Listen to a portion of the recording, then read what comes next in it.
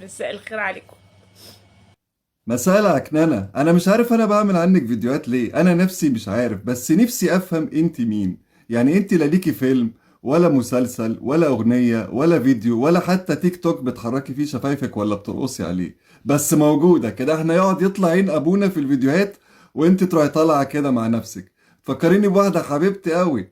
في ناس كده تلهي واللي فيها تجيبوا فيه. نفسي اعرف هي انتجت ايه، فانا نفسي اعرف انت مين. يعني انت فجأة كده اتفرجتي على انت مين؟ شبيهة زبيدة ثروت؟ ما انتيش شبهها. لأول مرة أطلع شخصية ضعيفة أوي كده. مالك بس طالعة بالبيجامة ليه؟ لا يا عمرو، لابس كات ليه يا ابني؟ بس يا بدر أنت لما جيت. بتر لما جيت. بتر اللي فاكر الحجاب سنة ده، ماله.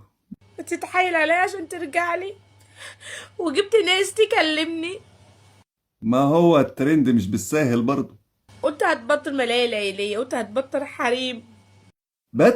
بتر بيعرف حريم؟ بيعرفوه على ايه؟ على جماله يعني ولا على ماله؟ ده بتر جايبين له الشبكة بتاعته صدقة. هتفاجئ بعد كده انك بتصور مع واحدة. ما بقاش فيه امان.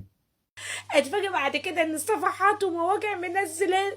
مواقع؟ ايوه المواقع بقى بتنزل عنكم اخبار ليه؟ عشان انتوا مين؟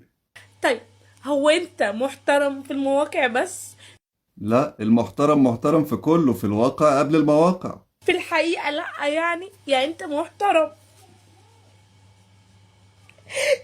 في في على النت بس، قدامنا بس. شفتنيش انت في الانبوكس؟ عارفه الايموجي اللي هو بيقعد يعمل بحواجبه كده ده؟ بقعد ابعته كتير. وبرن عليك امبارح طول الليل لحد الساعة 3. ياه، لحد 3 مشغول؟ ما هي الحاجات دي بتاخد وقت اصلا. فين الوعد؟ فين الحب؟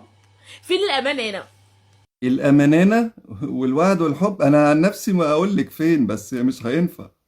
طب كنت عايزة نتجوز ازاي؟ كنت عايزة نتجوز ازاي؟